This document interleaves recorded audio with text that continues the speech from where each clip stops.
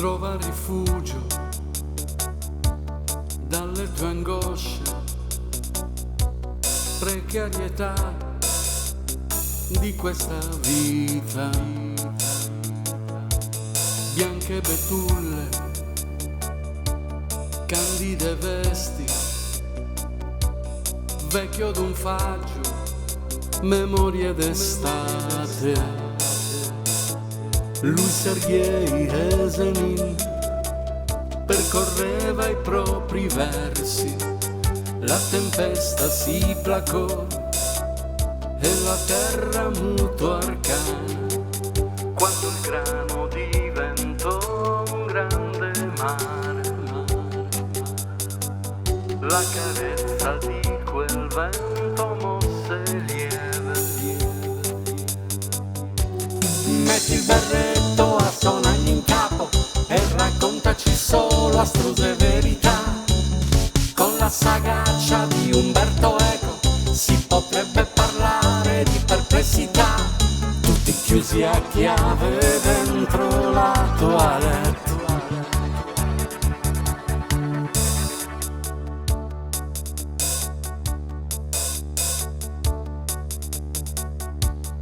La baiadera uscì dalla tela,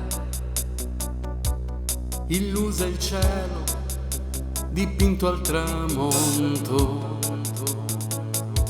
In fondo al bicchiere c'è solo il fondo e forse il conforto, assillo e tormento.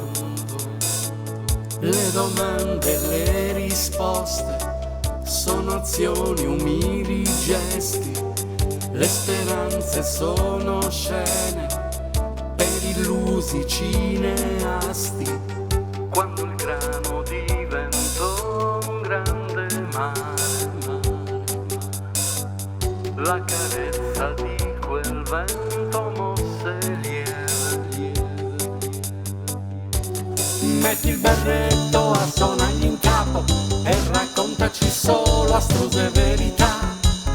Con la sagaccia di Umberto Eco si potrebbe parlare di perplessità, tutti chiusi a chiave dentro la toilette.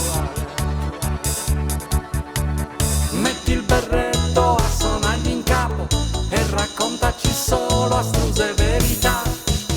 Con la sagaccia di Umberto Eco si potrebbe parlare di perplessità, tutti chiusi a chiave dentro la toilette.